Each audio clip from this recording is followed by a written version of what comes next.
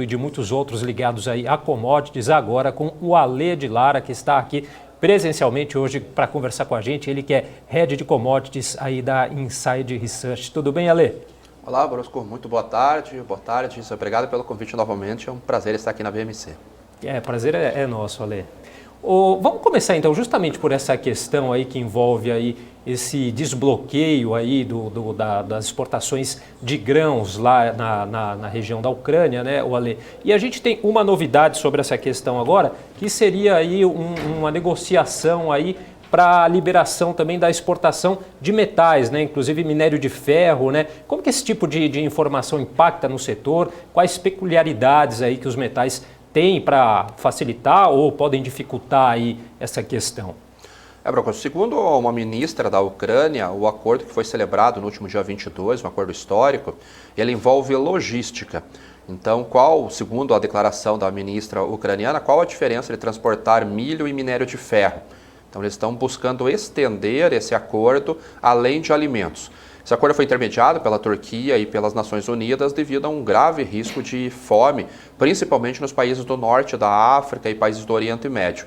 E agora, se conseguir a liberação também para metais, já que a Ucrânia é um país forte em minério de ferro e carvão também, o principal porto é o Mariupol, pode ser um segundo passo aí para, quem sabe, nos caminharmos aí para uma solução diplomática do conflito. Então, poderá trazer ótimas notícias para o mercado e também para o conflito lá, talvez uma cessão, uma redução aí dos ataques russos à Ucrânia.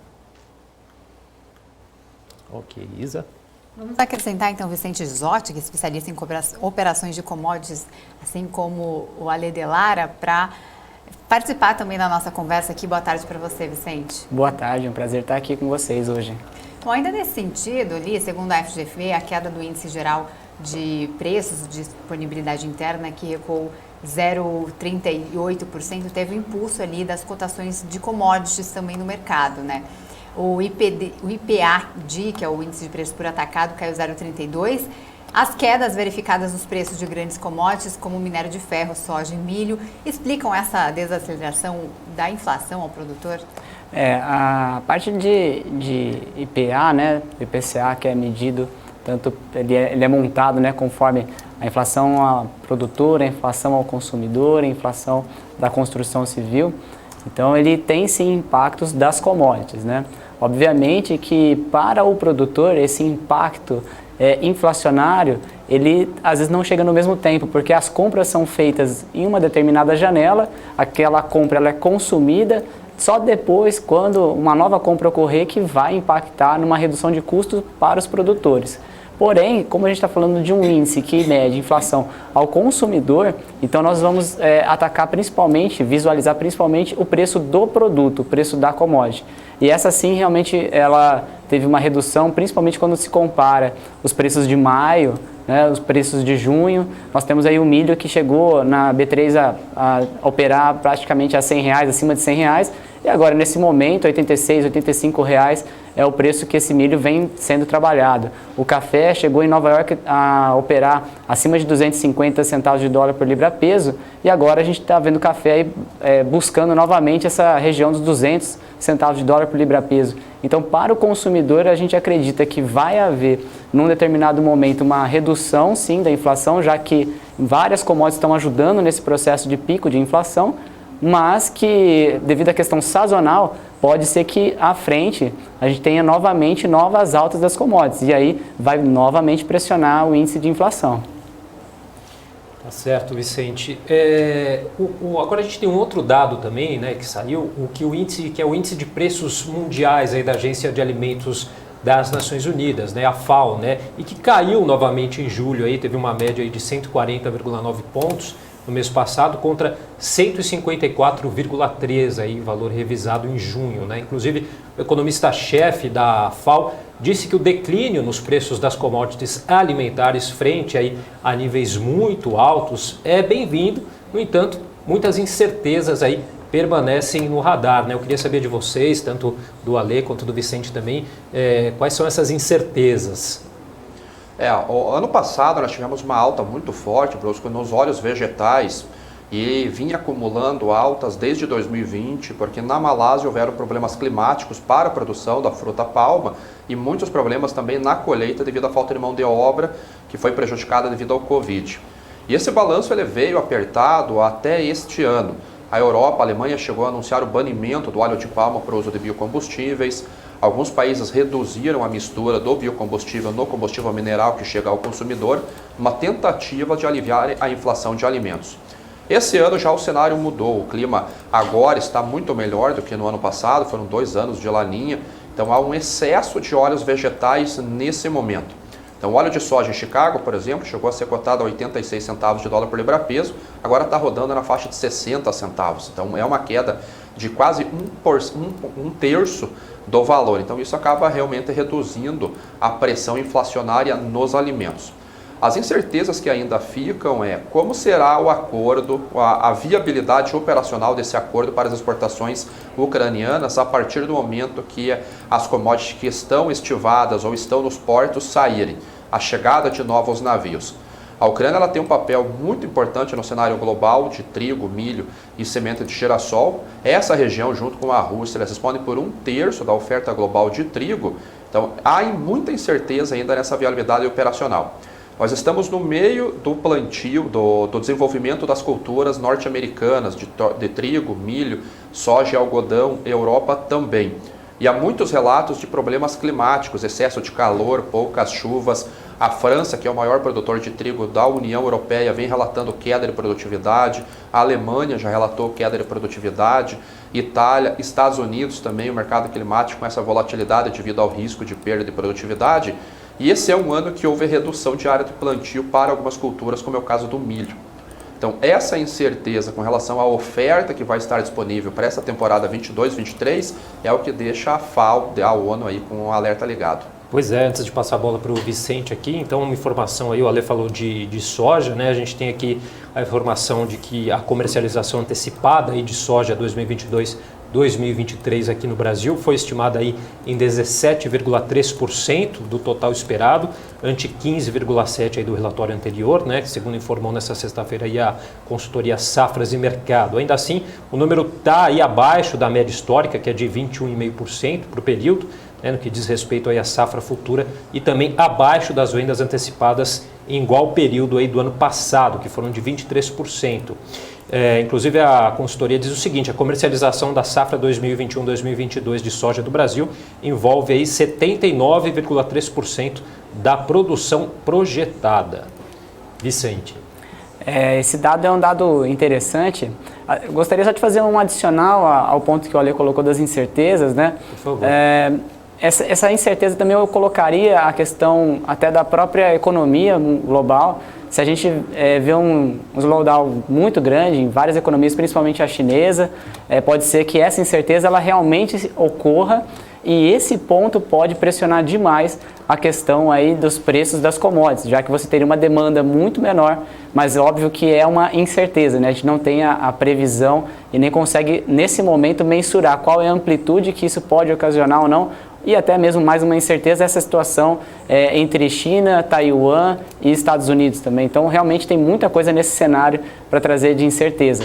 Voltando à questão da soja, sim, eu acho que os produtores eles estão bastante retraídos nas vendas. Essas vendas ocorreram no começo do ano, aproveitando ali uma situação onde você tinha preços melhores do que se tem agora, principalmente na Bolsa de Chicago, que é um dos formadores de preço em reais. Então os produtores fizeram ali um dever de casa de relação de troca entre uma despesa alta, né, já que existiu naquele momento uma condição de compra menos favorável do que a gente tem agora, e ao mesmo momento os preços estavam mais altos do que a gente tem agora, quanto à questão até mesmo da soja em reais. Então não foi somente Chicago que teve ali uma piora comparando os preços de 2023, quando a gente olha maio comparando com agora. Então eu acredito que o produtor, como ocorreu nos vários outros anos, então 19, 20, 21, aguardando ali a venda dessa soja mais próximo, né, do período de colheita, e eles tiveram êxito tendo preços melhores, então isso criou ali uma expectativa de que todo ano vai ser dessa forma. E isso na verdade é um risco. E esse risco que a gente tem que tomar um cuidado para gerenciar ele, porque se isso não ocorrer, o produtor fica com o custo de produção alto, a soja ela vem a cair o preço e essa relação de troca fica pior, pressionando muito a margem do produtor. Agora, voltando na questão do milho, que a Lei Delara estava dizendo sobre a questão desses carregamentos, né?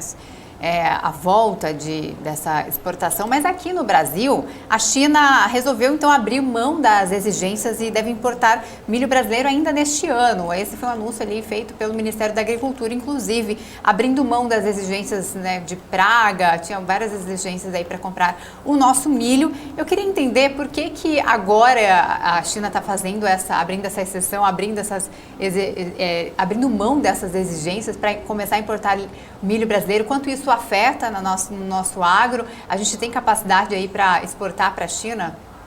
Essa é uma atitude da chinesa que ele acaba levando até para algumas teorias teorias da conspiração. Porque eles não liberaram só o milho, mas liberaram o farelo de soja também. Então são duas commodities que o Brasil produz muito bem, mas não era exportador para a China. O milho ele veio devido à questão da Ucrânia. Há muito milho em posse da China na Ucrânia que ainda não conseguiu sair. Então isso acendeu realmente um alerta na China e ela precisa buscar uma outra origem para garantir a segurança alimentar da população por lá. E o Brasil se tornou o grande candidato porque o nosso safrinha agora virá com uma produção recorde. Então provavelmente ali próximo a 85 milhões de toneladas. Então nós teríamos essa possibilidade de fornecer para a China. A Europa também tomou uma atitude muito semelhante, mas como o milho norte-americano. A Europa comprava o milho brasileiro, ela aprovou de maneira emergencial as compras de milho norte-americano e ao longo do curso, tanto a China quanto a Europa, eles vão padronizando os contratos e as exigências para podermos exportar o produto para lá, como acontece com a soja. Para o Brasil isso passa a ser positivo, porque eu particularmente acredito que o milho é uma commodity mais democrática do que a soja. Nós vendemos muito milho para o Irã, para o México, para o Japão, para a Coreia do Sul, compra muito milho e agora entra mais um player no mercado importante. Eu não acredito que ele queira substituir os Estados Unidos, mas uma parte de compras do leste europeu. A Ucrânia exportava em torno de 9 milhões de toneladas para a China, então eu acredito que pelo menos 50% dessa oferta ucraniana deverá sair do Brasil. Então entre 4 milhões e meio, 5 milhões devem sair no próximo ano já para a China.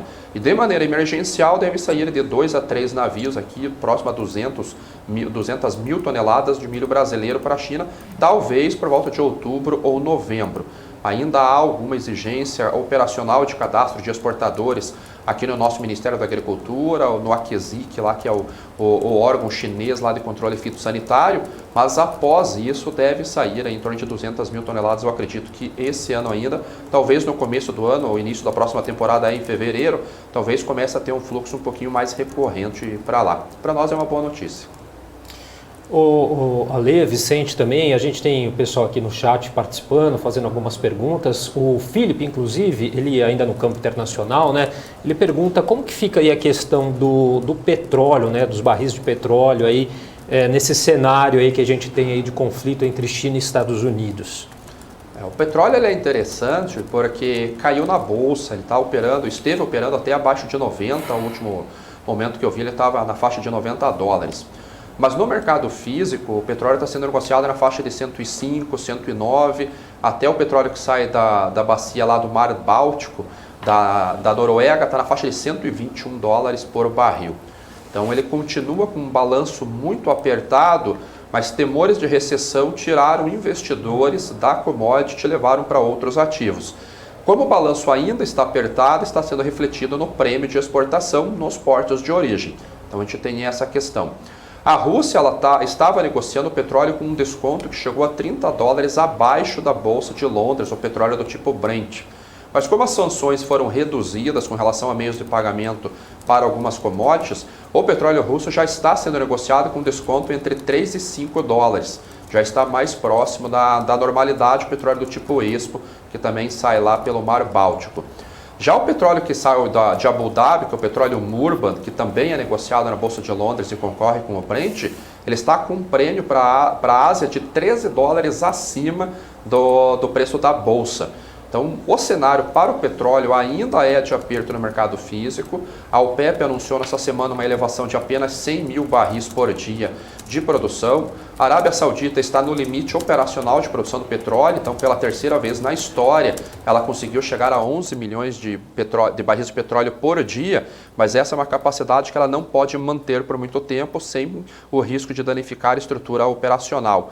Então, o balanço deve permanecer apertado ainda e a única coisa que poderia reduzir o preço do petróleo no físico, assim, não só no derivativo, seria uma destruição da demanda mesmo, reduzindo o consumo de combustíveis, consumo de outros derivados importantes aí.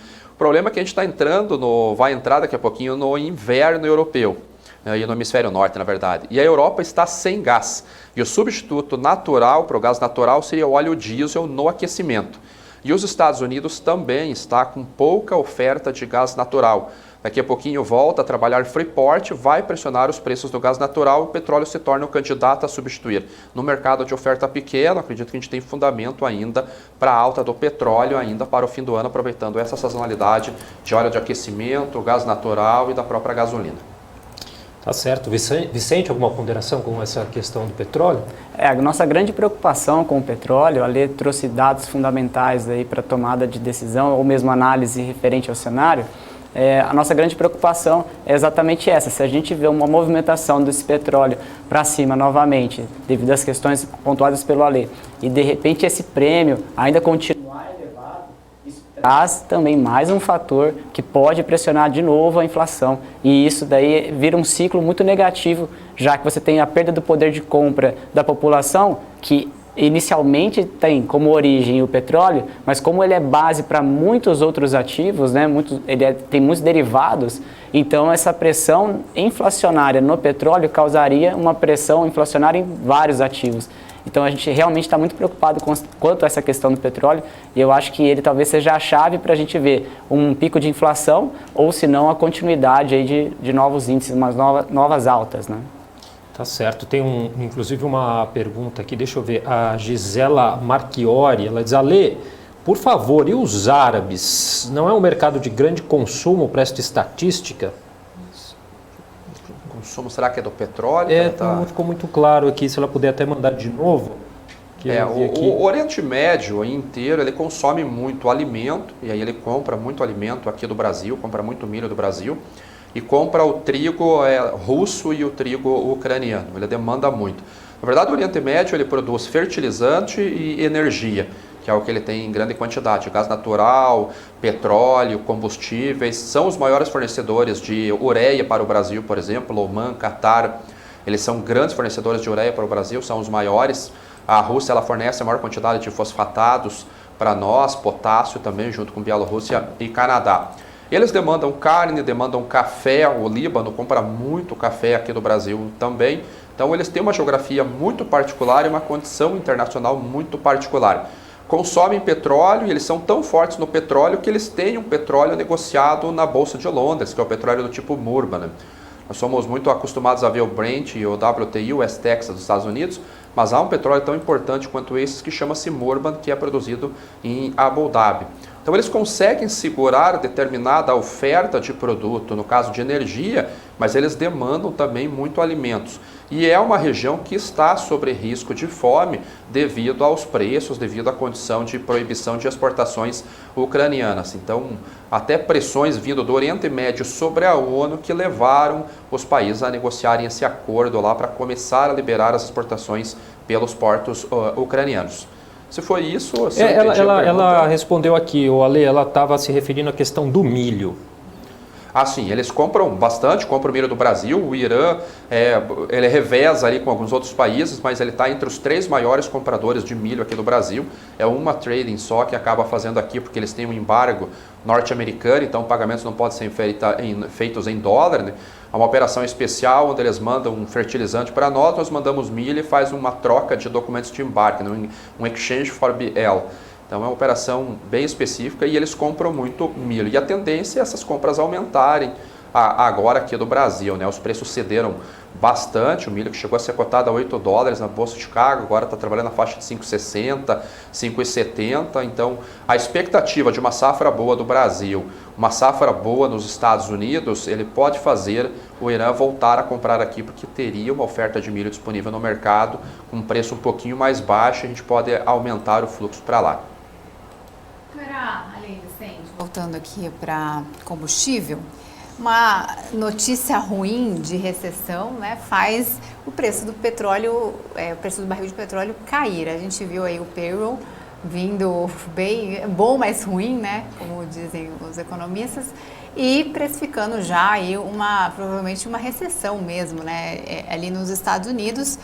E qual que é a tendência? A tendência, então, já que deve aumentar ali a inflação, deve aumentar o aperto monetário nos Estados Unidos, qual que é a tendência aí para o petróleo? Quando a gente fala da questão da demanda, né, certamente a perda do poder de compra ocasiona situações como essa, né? Então, o preço sobe exatamente para destruir demanda. Quando a gente avalia essa situação de dados econômicos vindo bons, né, por exemplo, o payroll que veio agora veio um dado bom. Porém, isso pressionaria o Fed a continuar o ciclo de alta de juros ou até mesmo aumentar o ritmo, né, o pace desse aumento. Então, imagina agora o mercado já está precificando ao invés de 50 basis points para a próxima reunião em 75 basis points. E isso faz com que investimentos sejam mais difíceis de serem executados, já que você tem um custo de capital maior, você também tem a própria dinâmica de consumo bem fragilizada, e isso a gente pode sentir através dos indicadores de confiança do consumo, né, confiança do consumidor. Então, tudo isso ocasiona uma redução no consumo, que aí sim você tem uma menor demanda, você tem uma manutenção da oferta, então você tem um novo equilíbrio de preço. Contudo, gostaria de reforçar exatamente um ponto que o Ale trouxe, que você já está dentro da base de oferta, da sua capacidade de produção, dentro de níveis máximos. Então, qualquer retomada do consumo já pressionaria novamente os preços acima. Então, de forma bem prática, a gente vê nesse momento sim, o mercado se antecipando a uma possibilidade de menor demanda, pressionando os preços das commodities para baixo. Um exemplo desse cenário também é o preço do café, que hoje registra praticamente quase 5% de queda, né? Uma queda bastante expressiva, que é exatamente a questão da demanda, porque a oferta está muito restrita do café.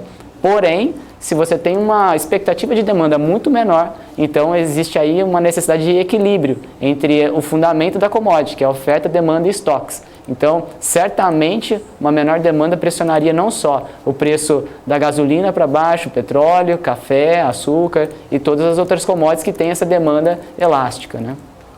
Tá certo, o pessoal aqui tá curtindo a entrevista, aqui o Felipe disse hoje temos 2 professores na bancada, a Gisela também agradeceu aqui a resposta do Ale, disse que como sempre uma aula, foi além aí da pergunta, agradecendo aqui também. Inclusive a gente tem uma outra pergunta aqui do Felipe dizendo o seguinte, a questão do minério, né, com essa guerra geopolítica aí entre China e Estados Unidos, vocês veem queda no ciclo dessa commodity? Olha, o minério ele tem uma característica que todo minério que é negociado na bolsa, ele é um minério destinado à China. Então, quando você olha no tickerzinho lá, tanto na COMEX dos Estados Unidos quanto em Singapura, lá o ticker FEF, ele vai aparecer lá o minério de ferro, 62%, CFR China. Esse CFR quer dizer custo e frete China. Então, essa intervenção, se houver, vamos imaginar um cenário bem drástico, a invasão de Taiwan pela China e aconteça um rompimento comercial e diplomático mais forte entre Estados Unidos e China, ele pode afetar o minério de ferro nos meios de pagamento. Porque a China ela compra minério de ferro no Brasil, compra minério de ferro na África e na Austrália, são os 3 principais fornecedores. Mas tudo é negociado em dólar. Então, dependendo do nível de sanção que vier a ocorrer devido a um conflito que pode ser armado ou não, a gente pode ter pressão no ativo devido a uma dificuldade de meios de pagamento. Nesse momento, ele é a sazonalidade de baixa do minério de ferro, já que é um período de mudança de estação do ano lá na China, um período muito chuvoso, a siderurgia, outras usinas que processam o minério de ferro, eles acabam entrando em férias, fazem manutenção nas suas plantas, limpeza em alto forno, então já é um período que teria uma queda natural para o minério de ferro. Em setembro, a economia chinesa retoma, acontece até a peak season de alta de preços dos fretes internacionais e o minério de ferro tende a recuperar parcialmente a queda que acontece em agosto. Claro que nós estamos num cenário de desaceleração econômica, o governo chinês já fez 3 incentivos para o setor imobiliário, o último com a criação de um fundo de mais de 40 bilhões de dólares, tentando segurar um mínimo de crescimento econômico que sustenta a sua receita fiscal. Mas, naturalmente, o preço do minério de ferro deve voltar a subir um pouquinho a partir de setembro. Para quem quer ver como que isso funciona, é só abrir o gráfico da Vale, já que a Vale tem uma correlação acima de 90% com o minério, coloca no gráfico mensal e dá uma olhadinha que todo mês de julho e agosto vai ter um candlezinho vermelho por lá, voltando a se recuperar em setembro. Então isso é uma parte sazonal, natural do minério de ferro e esse ano com o risco de recessão e desaceleração na atividade industrial que pode colocar esse preço um pouquinho mais abaixo do que normalmente ele iria. Tá certo. Vicente? Eu concordo com os dados que o Ale trouxe, as informações que ele trouxe. Chama bastante atenção também essa questão do minério de ferro. A questão, mais uma vez, macroeconômica, né? Então a gente começa a ver números ruins do setor de construção civil na China. Isso daí apresentaria, sim, uma redução de demanda, porém, tem os fatores que o Ale trouxe fundamentais, aonde você tem também uma questão sazonal, né? Então, essas questões envolvendo um menor consumo, eles ocorrem nesse período do ano. A demanda, ela então é elástica, mas a oferta, ela é praticamente constante, né? Ela é inelástica e isso pressiona essas movimentações, né? Então, no caso dessa commodity em si, ela tem essa particularidade, né? Não só ela, como, por exemplo, o cobre também. Então, muito importante agora para o metal minério de ferro, nós acompanharmos também indicadores, de repente, de melhora de consumo na China. Então, eu acho que se eu pudesse deixar aí um adicional a esse ponto, é isso, começar a olhar indicadores de consumo na China para poder encontrar, de repente, o fundo sazonal dessa commodity. Tá certo. Bom, se a gente já estava tendo uma aula aqui, como disse aqui um dos nossos telespectadores aqui, com professores aqui, especialistas, agora temos mais um professor aqui se juntando com a gente. Adivinhe quem? Alexandre Cabral. Boa tarde, Alexandre. Fala aí, meu povo. Aí ao nosso bate-papo. Para embelezar a bancada, porque estava tenso. Também. Depois que a Isabela saiu, ficou aqueles 3 segundos assim, que a audiência deve ter afundado, né? Tudo bem com vocês? Tudo bom. Deixa eu fazer uma pergunta, eu não estava escutando, tá? Então, se você falar, já respondi, a gente faz outra. Já falaram algo do diesel da Rússia? Como é que está essa conversa? Foi fechado, não foi? Ficou no papo? Se já foi fechado, chega quando? E etc. Não, essa eu respondo essa. Não, ele foi fechado um acordo, já há uma empresa em Santa Catarina que possui a licença de importação. Foram comprados 180 mil toneladas já de diesel, deve chegar nos próximos dias, eu ainda não tenho qual é o dado do navio, mas já isso vem à tona. Já há outras 6 ou 7 empresas pleiteando junto à ANP a autorização para importação do diesel russo. Ele não vai mudar o preço, porque o preço ele é feito através dos indicadores de mercado, mas ele traz um certo alívio com relação à oferta. Nós vemos vários países aqui na América Latina, a Argentina, o principal deles, com falta de diesel, caminhoneiros entrando em greve, um custo exorbitante pelo preço do combustível por lá. E essa conversa acabou chegando no Brasil também. Será que vai haver restrição, vai haver falta de diesel no Brasil? Então, a possibilidade de importação ele vem a mitigar esse risco de oferta. Mas a precificação do diesel ela vai levar em conta ainda os indicadores de mercado, apesar da Petrobras ter conversado e anunciado ali que está revendo o modelo de formação de preços, mas por enquanto é o PPI ainda, que é o preço de paridade de importação. Enquanto os referenciais de formação estiverem trabalhando em patamares elevados, o preço vai continuar elevado. Como nós vimos essa semana, o petróleo caiu, o dólar acabou também cedendo um pouquinho das máximas de 5,50 na faixa de 5,20. Ontem, se eu não estou enganado, a Petrobras anunciou mais uma redução do diesel também, a gasolina também caiu, porque os referenciais de formação de preço na bolsa do mercado internacional caíram. E aí isso não tem a ver com essa compra de diesel russo. Deixa eu fazer uma segunda pergunta, bem de quem não entende nada. Existe diferença do diesel americano, do diesel russo, do diesel chinês, que nem tem café arábica lá e etc. Existe isso no mundo? Pô, Cabral, deixa de ser burro, petróleo é petróleo, é a mesma máquina, o diesel na outra ponta é a mesma coisa. Tem diferença? Tipo, o diesel da Rússia vai ter que ser tratado para ser usado, isso pode tornar mais caro, é mais barato, eu não sei. Entendeu minha pergunta? Eu não sei se é A igual a B, independente de país, ou A igual a A, entendeu? Não, entendi. Na verdade, o petróleo ele é diferente em cada poço que você faz a extração, a exploração do petróleo, ele é diferente dentro do próprio país. Então, o derivado que ele vai gerar também é diferente. Então, há combustíveis, por exemplo, marítimos, que têm baixo teor de enxofre, alto teor de enxofre, justamente pela característica da matéria-prima. Em geral, o que nós compramos são petróleos semelhantes entre si. Então, há pouca diferença. Você faz, às vezes a gente faz um tempero um pouquinho maior ou menor para tentar ajustar uma potência de energia para que fique semelhante e não cause problemas nos motores que utilizam.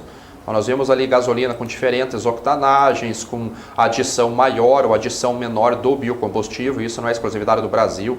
Quase o mundo todo faz essa adição de biocombustível no combustível para reduzir a emissão de carbono. Então é feito esse tempero no combustível que chega ao consumidor de acordo com algumas características técnicas. Então cada poço, cada bacia de petróleo vai produzir um produto diferente. Isso é negociado daí no mercado físico através do prêmio. A bolsa é o mesmo, é um dos referenciais, mas no físico nós temos aí um petróleo mais pesado, um petróleo mais leve, um petróleo doce, por exemplo, que ele vai ter características e preços diferentes que é refletido no prêmio ou no base. Ok. Ale, Vicente, outros dados aqui que a gente tem também, né? Em meio aos temores aí dessa recessão global, aí, a gente tem o índice de commodities do Banco Central, né? O ICBR, que caiu aí pelo segundo mês consecutivo, agora em julho. Apesar disso, o índice ainda registra alta, né, de 5,20% aí no acumulado do ano, até julho. Entre os três subgrupos aí que compõem esse indicador, né, de commodities agropecuárias e metal, esses dois tiveram queda e o segmento de energia, esse sim avançou, né? Queria que vocês explicassem um pouquinho para a gente o que esses dados aí refletem, o que eles nos mostram. Existe dentro das commodities, né, um cenário fundamental diferente para cada commodity. Então, a primeira coisa que nos mostra é commodities é uma classe, ok, que você tem ali subclasses dentro delas, né? Então, commodities softs, metálicas, energéticas, agrícolas. Então, cada classe tem uma commodity, cada commodity tem a sua especificidade. Então, dentro de energéticas, você tem, por exemplo, o gás natural, que teve toda essa situação entre a Rússia e a União Europeia, que depois veio a convergir também com exportação de gás natural dos Estados Unidos para a Europa num volume maior, o que pressionou não só o contrato futuro dos Estados Unidos, né, como também o contrato futuro na Europa. Então, commodities, elas têm que ser avaliadas de forma individual, conforme aquele cenário de cada uma delas, o tripé fundamental de cada uma delas. Contudo, quando você vê o índice inteiro se movendo, né, para cima ou para baixo, aí sim o ciclo econômico, né, o momento econômico, né, o cenário macro, ele importa muito. Então, como foi pontuado ali, a gente tem ainda commodities energéticas puxando esse índice, né, para cima. Isso mostra que o fundamento dessas commodities está mais restrito, né, mais construtivo para uma alta do que as outras commodities que tiveram quedas, né, maiores, né? Então, certamente o momento econômico ajudou a diminuir a pressão mesmo nas energéticas, mas o balanço ainda está mais complicado nelas. Por isso que você ainda tem essa disparidade entre as agrícolas e as energéticas. Certo, olha só, antes de eu chamar o Cabral de novo aqui, a gente falava de diesel, né? E a gente tem uma informação aqui também que a diretoria da ANP rejeitou hoje uma proposta aí de aumento de estoques mínimos de diesel A puro, né, o S10 aí, entre setembro e novembro, para tentar mitigar aí riscos de desabastecimento, né, em meio à oferta global aí apertada, né, do combustível, mas aprovou um reforço aí do monitoramento do suprimento nacional, né, pela proposta original em análise. Distribuidores de combustíveis com mais de 8% de participação de mercado no segundo semestre de 2021 deveriam aumentar os atuais estoques mínimos aí de 3 ou 5 dias para 9 dias. É isso, Cabral, mais uma. Eu tenho dúvida. Temos tempo? Temos tempo. Eu vou fazer perguntas que nem eu faço para o Becker, só que na visão fundamentalista para vocês três. Vocês já acompanham lá meu 710, tem. Vai ficar até final do ano o churrasco fica barato, caro ou mesmo preço? O que acontece com o boi na visão de vocês aí do fundamento? Eu acho que o boi ele tem um cenário, agora que a gente está numa mudança de ciclo pecuário, então começa a haver já abate de fêmeas, ali aumenta a oferta. Eu acho que a inflação Posso do Brasil... fazer uma pergunta? Deixa eu te cortar rapidinho. Sim. Pô, o leite está nas alturas, ainda vai bater fêmea, mano? Mas o leite está na altura por uma questão sazonal também. Pô, mas vai ficar pior ainda. Mas Vai, segue, desculpa. Mas o gado é Foi diferente. só depois a gente falar do leite também, mas pô... Mas é que o gado é diferente também, tem esse cenário, então né? tá bom. Então a gente tem uma impressão de uma pressão inflacionária alta que fez parte da população migrar o consumo da carne para cortes mais simples. De cortes mais simples mudou o tipo de carne, foi para porco, foi para frango e uma parte já foi para ovo. E uma parte ainda acabou eliminando a proteína devido aos custos. Isso acabou derrubando um pouco o consumo de carne. Os frigoríficos, aparentemente, eles estão confortáveis com relação às suas escalas, que é o agendamento de abate que eles fazem. Então nós já tivemos momento de 3, 4 dias de janela, agora nós estamos com uma escala de 7 a 8 dias. O que é isso? Traduz para o leigo, por favor. O leigo é ele abate, você vai entregar para o frigorífico durante um período, você vendeu lá 1.000 cabeças de boi, você tem uma janela que você vai fazer a entrega desses bois, porque ele vai abater e processar, fazer a carcaça que ele vai revender daí para os clientes dele. Então, quando você vê um frigorífico com uma escala confortável, 9, 10 dias, quer dizer que não há uma pressão de oferta exigindo aquela compra de carne nesse momento. Então, ele consegue trabalhar de uma maneira mais tranquila. E isso é refletido no preço, porque ele só vai comprar se o preço estiver bom. Do contrário, ele não compra. Então, isso é uma pressão de baixa nos preços que está acontecendo nesse momento. Existe a volatilidade natural do mercado, ele sobe um pouquinho, cai um pouquinho, mas essa semana, por exemplo, o CPEA fez um ajuste de R$ 22,00 num único dia. Então foi uma queda muito forte do CPEA no único dia. Na bolsa começou caindo, depois o preço recuperou um pouquinho, que é a característica volátil do mercado também.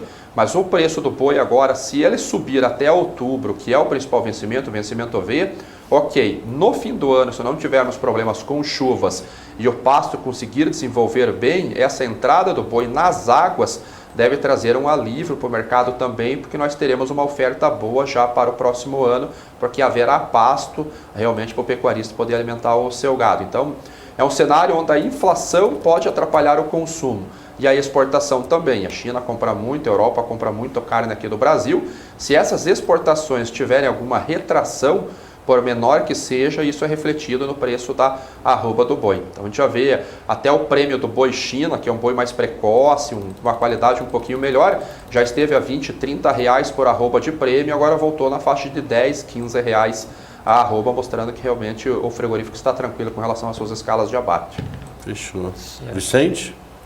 Quanto à questão do boi gordo, olha, ele trouxe todas as informações, né? E como só uma observação, a questão do leite que você trouxe, né? O gado, né, ele é separado, não separado, mas tem raças que são melhores para a produção de leite e outras raças que são melhores para o rendimento de carcaça, que é o quanto de carne é possível se extrair daquele animal. Então, quando você fala de um abate de fêmeas e uma redução no leite, não tem essa conexão, porque esse gado que é para engorda, ou cria e recria, ele não é utilizado para a questão de pecuária de leite, ele é usado para pecuária de corte. E o gado que é pecuária de leite, esse sim, por enquanto, não há esse cenário de mudança de ciclo, né? Ainda assim, quem participa no processo de leite, da parte de cria, esse está sofrendo um pouco porque o bezerro, sim, aí houve uma redução do preço e aí a margem desse produtor, desse pecuarista, realmente está apertada, por mais que o leite esteja num preço aí para o consumidor puxado, né? Senhores, de que maneira o fato aí de a China, né, maior consumidor de commodities do mundo, aí, sua suposta depressão econômica aí, somada da crise do mercado imobiliário, ela acaba afetando o mercado, hein? A China é o maior comprador de commodities do mundo. Então, se a China reduz a compra, qualquer redução pequena que seja, você já tem uma pressão nos preços e nós vemos os preços caindo. Esse ano, em 2020, a China começou a comprar muita soja, muito milho, muito trigo no mundo e os preços começaram a subir. Em 2021, nós já vimos a soja chegando a $17 o bushel, o milho próximo a $8 o bushel, o trigo, aliás, a $9 o bushel, o milho a $8 o bushel, Porque a China começou a fazer uma formação de estoque muito grande. Então os preços chegaram a altas históricas. Esse ano nós já não tivemos uma compra tão intensa da China, então ela vai reduzir a demanda da soja, que chegou a comprar 106, 104 milhões de toneladas. Esse ano talvez feche com uns 94, 95 milhões de toneladas. O preço voltou a subir porque questões climáticas aqui do Brasil levaram a uma quebra de produção ali de mais de 20 milhões de toneladas. A oferta ficou muito menor no mercado e isso acaba pressionando os preços também quando nós olhamos para o balanço. No próximo ano, essa desaceleração da economia global, e a China já chegou a falar até em recessão na China, ela reduz o consumo de commodities metálicas, principalmente cobre, minério de ferro, alumínio. Então você vê uma atividade reduzindo esse consumo. Commodities agrícolas, a China ela está num trabalho já há mais de 4 anos, buscando uma elevação na sua produção própria. Então ela chegou a legalizar 2 tipos de sementes geneticamente modificados, um da Bayer e um da Monsanto, porque ela não tem área para expandir, então ela tem que melhorar a tecnologia para produzir mais milho. Soja, ela anunciou no final do ano passado que pretende aumentar em até 40% a produção. Claro que é pequena, vai sair de 17 milhões para 21, 22 milhões de toneladas, mas essa diferença deixa de ocasionar compras internacionais e isso acaba reduzindo o preço, principalmente na Bolsa de Chicago. Então, quando a China está num ciclo de alta, um ciclo de expansão, e nós vimos isso no início dos anos 2000, quando quase 400 milhões de pessoas saíram no maior êxodo rural da história do campo para as cidades, como puxou o consumo de praticamente todas as commodities no mundo quando os preços registraram altas históricas. Agora nós vimos novamente um ciclo de alta nas commodities causados por problemas na oferta e não uma demanda excessiva. Se a China reduz essa demanda agora por problemas de crescimento econômico, preços muito altos, a gente vai ver esse reflexo na Bolsa com os preços cedendo, e nós já estamos vendo isso com a soja norte-americana trabalhada na faixa de 13,50 o bushel, 14 o bushel para a entrada da safra, o milho voltou para 5 e pouquinho, o trigo, que esteve a 13 dólares o bushel, voltou a ser negociado na faixa de 8, 7 e pouquinho. Então, China reduzindo a demanda, pressão nos preços, tanto nas bolsas quanto no mercado físico. Tá certo. Cabral, mais alguma questão? Tem uma pergunta assim. Isso eu acho que eu não sei se o Vicente queria pontuar alguma coisa também. Desculpa, Vicente. Não, imagina. Existe uma questão concomitante, né, da China com demanda, né, que é interessante demais, porque se você pegar os dados da China dos últimos anos, né, ela foi praticamente o motor de demanda do mundo, né, PIB crescente ano após ano, ou se não pelo menos positivo, né, ano após ano. Então, quando você vê dados da China vindo menores do que o passado, né? Então um PIB menor, por exemplo, que a expectativa, cenários de, por exemplo, na construção civil problemas, então é exatamente isso, você tem ali uma situação de impacto na demanda, e quando você tem uma demanda menor e a oferta consegue entregar o que precisa e colocar um excedente, então você tem um estoque de passagem, você tem pressão sobre os preços, é basicamente isso mesmo. Certo, agora sim, Cabral. Tenho. Café, vai ficar caro, barato? Já falaram disso? Não falamos disso ainda. Então, café, vai ter. Eu vou tomar café, leite ou se eu beber água?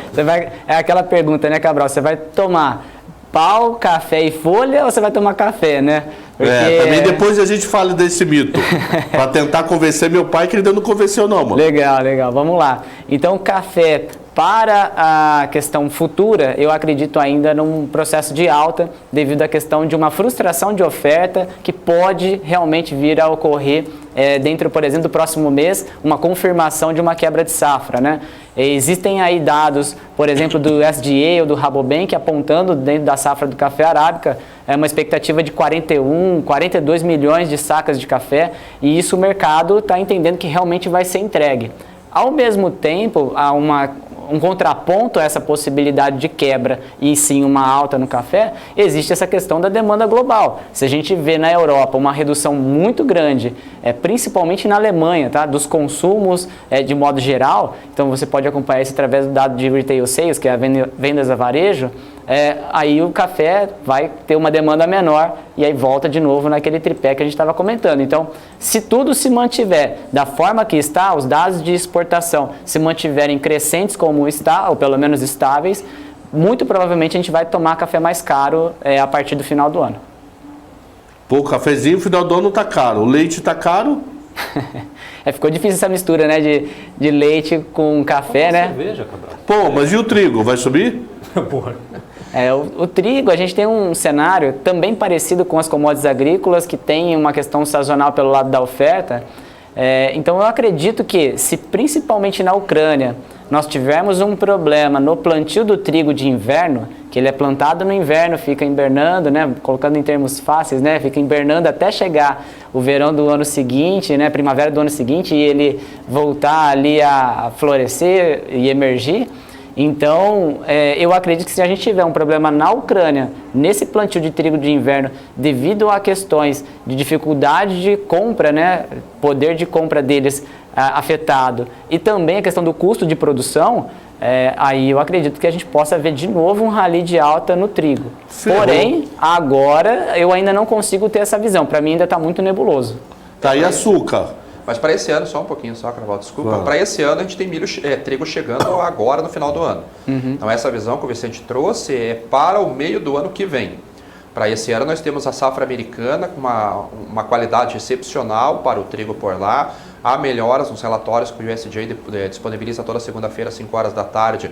Ele traz dados de condições de lavouras. O trigo de primavera está excelente, então tem milho de primavera chegando nos Estados Unidos, tem trigo chegando na Europa também, a Argentina já está plantando, o Brasil também já vai começar a colheita do trigo daqui a pouquinho, então nesse final de ano tem muita oferta chegando. Então a cerveja não vai ficar cara. Ele tende a cair sazonalmente e vai acompanhar o preço de soja, o preço de milho também, devido à sazonalidade. Para o ano que vem, aí a história é um pouco diferente, aí eu vou com a FAO aí, muitas incertezas ainda. Então, resumindo, o café da manhã não vai ser com café nem com leite. Vai ter que ser com cerveja, é isso? De jejum de cerveja. Tem Copa do Mundo, né? Eu não bebo cerveja, eu tomo água, né? A laranja vai subir? Essa eu não sei responder, essa eu vou ficar devendo. Talvez a florada da laranja começou muito cedo, porque a gente não tem o inverno está muito quente. Então a florada da laranja que devia acontecer no finalzinho de agosto, setembro, está acontecendo agora no sul do Brasil. Então isso deve trazer uma safra precoce e dependendo como o clima vai reagir no momento que ia ser feita a colheita, talvez a gente possa ter uma quebra de produção e até ter um preço mais alto na laranja. Eita, nós tem que fazer suco e botar no congelador. Bom, senhores, da minha parte, eu queria saber só de vocês aí, expectativas aí para o futuro de commodities, né, de uma maneira geral, aí há uma perspectiva mais positiva aí, principalmente do ponto de vista estrutural? Vamos quebrar esse commodities aí, pelo menos em classes, né? Então eu acredito que as metálicas, ela tem uma situação bastante complexa, que envolve principalmente a questão de construção civil, não só na China como também nos Estados Unidos. Nós estamos ainda com esse guardião ali do PIB nos Estados Unidos ainda ali resistente, né? Então a questão da construção civil nos Estados Unidos vieram com alguns dados já que mostram que há uma desaceleração desse segmento, porém não tão grande quanto acontece na China. Então, se a gente vê também esse item, né, da questão do consumo americano caindo, então as metálicas podem ter ali pressões dentro de um determinado período de tempo. Mas nesse momento eu acredito que há uma incerteza muito grande. Então, quando eu falo de metálica, eu penso nesse cenário de incerteza devido à questão de taxa de juros, de consumo e também da questão, principalmente, da construção civil. Quando a gente fala de agrícola, aí eu já penso que o processo sazonal da própria commodity, né, desse grupo de commodity, ele vai seguir o processo dele e a gente provavelmente deve ver lá no começo do ano que vem preços mais altos do que os preços atuais. E as commodities softs também têm a questão sazonal. Então eu acredito que se a economia se mantiver pelo menos da forma que está, se nada se agravar, se de repente nenhum BC resolver estender esse ciclo de alta de juros, por exemplo o Fed colocando uma de 75 para a próxima reunião, mais outra, e de repente o mercado começa a colocar o Fed Fund Rate a 4%, 4,25%, aí realmente a economia como um todo vai ter ali os ativos de risco uma queda e aí vão junto, né, as commodities. Então, eu acho que para mim, por enquanto, falando de futuro longo prazo, está muito nebuloso. Eu tenho que admitir que é muito difícil olhar o macro no longo prazo nesse momento. E se você olhar no cenário interno, a gente ainda tem a questão das eleições em breve, né, que podem colocar mais volatilidade. Então, minha visão é essa quanto às commodities para o futuro. Certo, Ale? Eu acho que vai ser um ano muito positivo para compradores, né? Então, os compradores de commodities tiveram um ano muito difícil, com margens apertadas, China trabalhando com margem muito negativa no seu processamento. Os vendedores ganharam muito, então nós vimos, por exemplo, o crack spread, que é a margem da indústria de petróleo aí é $60 de lucro por contrato. Então, o próximo ano, acredito que a gente vai ter uma redução de preços de commodities, que nós já estamos vendo, porque a oferta vai melhorar, principalmente nas agrícolas, já que nós não temos mais um laninha como nós tivemos nas 2 últimas temporadas. Então, os Estados Unidos devem vir com safras boas, o Brasil há uma expectativa aí de safra de soja acima de 150 milhões de toneladas. Nós já vimos o milho vindo com uma safra acima de 80 milhões de toneladas agora nessa safra de inverno. O trigo, uma expectativa de 9 a 10 milhões de toneladas de safra. Então a gente está vendo os preços cederem devido a uma oferta maior do que nós tivemos nos 2 últimos anos. Então, para os compradores vai ser um ano positivo. Para os vendedores é um ano extremamente desafiador, porque os custos de produção ainda estão elevados. Eu fiz um cálculo essa semana para um produtor médio aqui no sul, deve ter um custo aí acima de R$5.000 por hectare para soja, 5.200. Isso é um custo de quase R$77 por saca, considerando uma propriedade de alta tecnologia com a produção de 67 sacas, 65 sacas por hectare. Fertilizante cedeu um pouquinho os preços, mas a gente tem uma sazonalidade de alta, por exemplo, no principal insumo que é o gás natural para os nitrogenados, e esses preços podem voltar a subir, piorando a relação de troca. Então, a relação de troca do milho com o MAP, por exemplo, está em 60 sacas de milho para 1 tonelada de MAP. Para o café, está em 4 sacas de café para comprar 1 tonelada de MAP. Então, se o preço realmente vier no movimento sazonal, uma oferta maior de commodities agrícolas na próxima temporada, com o mercado consumidor desacelerando e demandando menos, a gente tem que fazer um gerenciamento de risco muito afinado para conseguir travar essas margens e não fechar do vermelho. Porque deixa ficar sujeito ao preço do dia agora, com um cenário de uma oferta extremamente favorável e custos elevados, esse risco está bem colocado no mercado, principalmente para o produtor rural aqui do Brasil.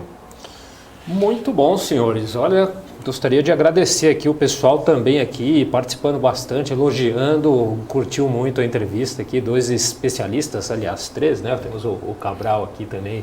Que se mais curioso que outra coisa. Chegou um pouquinho atrasado, mas deu tempo aí do Cabral aí acrescentar, como sempre, aí no nosso bate-papo. Então, queria agradecer demais aí a presença do Ale de Lara aí, que é Head de Commodities da Inside Research, e também o Vicente Zotti, especialista em operações de commodities. Foi muito bacana, obrigado pela oportunidade. Eu que agradeço e sempre que precisar a gente fica à disposição. Muito obrigado. Eu agradeço, obrigado, estamos à disposição aí, sucesso a todos. Está à disposição, então fica aí, vamos bater mais um papo aí, tirar dúvida. Quase 1 hora de entrevista aqui, pô, mas foi bacana mesmo, dá para continuar. Mas é isso aí, não vai faltar oportunidade. Obrigado, senhores. Cabral, continua aqui comigo, daqui a pouquinho a gente tem mais entrevista aqui no BMC Market.